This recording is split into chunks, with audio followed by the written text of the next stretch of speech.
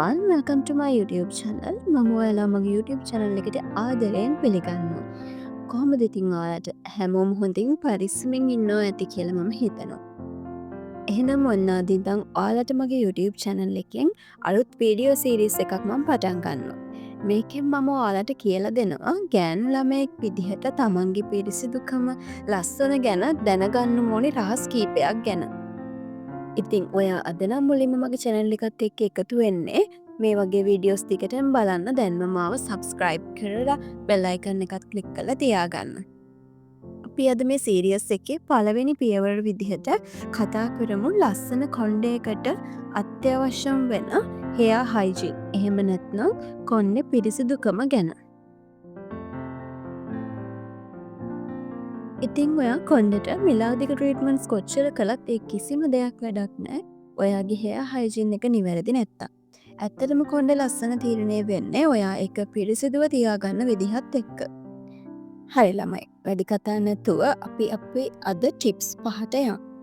අද ඔයාලට මම අරගෙන පළවෙනි ටිප් එක තමයි නිවැරදිව කොණ්ඩේ ෂැම්පු කරන්නේ කොහොමද කියන එක. දන්නවද ළමයි? ඔය ඇත්තටම ෂැම්පු කරන්න ඕනේ ඔයාගේ හිස් කබලට විතරයි කියලා. මොකද අපේ මේ හිස් කබල ස්වභාවිකම තෙල් සහිත කුණු නිෂ්පාදනය වෙනවා. ඒ නිසා තමයි අපේ මේ කොණ්ඩේ නිතරම අපිරිසිදු වෙන්නේ. ඉතින් ඔයාලා ෂැම්පු ගන්නකොට ඇඟිලි තුඩු වලින් මෘදුව විනාඩියක් විතර මසාජ් කරන්න ඕනි. මතක තියාගන්න නියපොතු වලින් හිස් කබල සීරුනොත් නම් ආසාද නැති වෙන්න පුළුවන්. ඒ නිසා ෂැම්පු ගන්නකොට ඒ ගැනත් මතක තියාගන්න.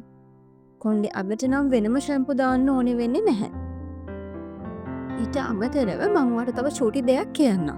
ඔයා ෂැම්පු එකක් තෝරගන්නකොට ඔයාගේ හිස් කබල ගොඩක් තෙල් සහිත නම් ඒ කියන්නේ ඔයිලි ස්කැල්ප් එකක් තියෙනවා නම් ඒකට මැච් වෙන ෂැම්පු එකක් ගන්න.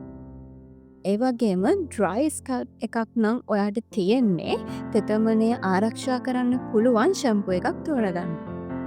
හැම දෙයකටම වඩා ඔයා try කරන්න ඕනේ වැඩිපුරම මේ සල්ෆේට් නැති නිෂ්පාදන පාවිච්චි කරන්න පුළුවන් තරම්. මොකද ඒකෙන් ඔයාගේ කොණ්ඩේ තියෙන ස්වභාවික පෙනුම ආරක්ෂා කරලා දෙනවා. අපේ දෙවනි ටිප් එක. ඊළඟ වැදගත්ම දේ තමයි කන්ඩිෂනර්. මේව නම් කවදාවත් හිස් කබලේ ගන්න එපා. මොකද දන්නවද? ඒකෙන් රෝම කූප අවහිර වෙලා කොණ්ඩේ ගැලවිලා යන්න පටන් ගන්නවා. ඇත්තටම මේ කන්ඩිෂනර් ගන්න ඕනේ කම්මට්ටමේ ඉඳලා කොණ්ඩේ අගට වෙනකන් විතරයි. මෙන්න මේ චූටිම ටිප් එක ඔයා මතක තියාගත්තොත් ඔන්න ආයේ කොණ්ඩේ අග පැරෙනවා අනේ මගේ කොණ්ඩේ ගැලවිලා යනවා කියලා නම් දුක් වෙන්න වෙන එක ගොඩක් දුරට අඩු වෙනවා. ඒ වගේම තව දෙයක් කන්ඩිෂනර් එකක් පාවිච්චි කරද්දී තමන්ගේ කොණ්ඩේ අවශ්‍යතාවය අඳුන ගන්න. ඒ කියන්නේ හරියට ඔයාට තියෙන්නේ ගොඩක් අවුල් වෙන ෆ්‍රිසි hair එකක් නම් ස්වභාවික තෙල් වර්ග අඩංගු කන්ඩිෂනර් එකක් පාවිච්චි කිරීම ප්‍රමාණවත්. හැබැයි මතක තියාගන්න මේ ඕනෙම නිෂ්පාදනයක් පාවිච්චි කරන්න කලින් පැච් ටෙස්ට් එකක් නම් කරන්න අමතක කරන්න එපා. ඔන්න ඊළඟට කියන්න යන්නේ ඔයාගේ මේ තෙත කොණ්ඩය ගැන. ඔයා කොණ්ඩේ හොදපු ගමන් පීරන්න යන්න එපා. මොකද කොණ්ඩේ තෙත වෙලාවට තමයි ගොඩක් දුර්වල. ඒ වගේම තෙත පිටින් කොණ්ඩේ බැඳලා තියන්න යන්නත් එපා. එහෙම කරාම දිලීර සහ බැක්ටීරියා වර්ධනය වෙලා ඔයාලගේ හිස් කබලෙන් දුර්ගන්ධයක් එන්න පටන් ගන්නවා. ඒ නිසා මයික්‍රෝෆයිබර් ටවල් එකකින් තෙත මාත්තු කරලා හොඳින් වේලුණාට පස්සේ විතරක් ලොකු දැති තියෙන පනාවකින් පේරන්න. ඒ වගේම ඔයාගේ මේ කොණ්ඩේට අපි පොඩි රෙස්ට් එකකුත් දෙමු. මොකද දන්නවද මං එහෙම කිව්වේ හැම වෙලේම කොණ්ඩේ තදින් බැඳගෙන ඉන්නකොට ඒකෙන් හිස කෙස්වල මුල් වලට ලොකු පීඩනයක් ඇති වෙනවා. ඒ නිසා ගෙදර ඉන්න වෙලාවට කොණ්ඩේ පොඩ්ඩක් නිදහසේ තියන්න. එහෙම නැත්තම් ලිහිල්ල බැඳලා තියන්න. අන්න මතකයි නේද? අපි කොණ්ඩේටත් පොඩි රෙස්ට් එකක් දෙමුනේ. මේ නම් කියන්න යන්නේ ඔයාගේ අර ඩ්‍රෙසින් ටේබල් එක උඩ තියෙන පනාව ගැනයි.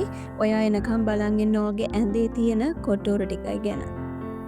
ඇත්තටම මම මේ කියපු ටික ඔක්කොම කරලත් ඔයාට පනාවයි ඔයාගේ කොටෝර ටිකයි සෝදන්න අමතක වුණොත් අයියෝ ඔක්කොම ඉවරයි වගේ තමයි කියන්න වෙන්නේ.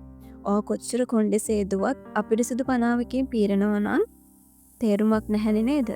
මොකද පනාවේ තියෙන මැරුණු සමේ සෛලයි පරණ තෙල් නිසා කොණ්ඩේ ආයෙත් ඉක්මනින්ම අපිරිසිදු වෙන්න ගන්නවා.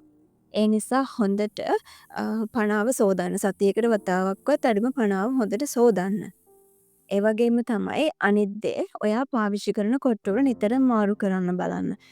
විශේෂයෙන් අර සේද රෙදි ඒ කියන්නේ අර සැටින් රෙදි වලින් තියෙන කොට්ටෝරයක් වගේ පාවිච්චි කරනවා නම් සාමාන්‍යයෙන් කොණ්ඩේ කැඩෙන එක ගොඩක් දුරට අඩු කරගන්න පුළුවන්.